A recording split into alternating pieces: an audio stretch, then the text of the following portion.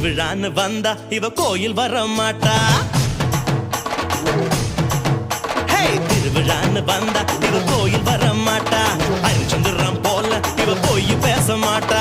கண்ணகிய போல இவ கோவப்பட மாட்டா. இன்னொரு விஷயம் கேளு.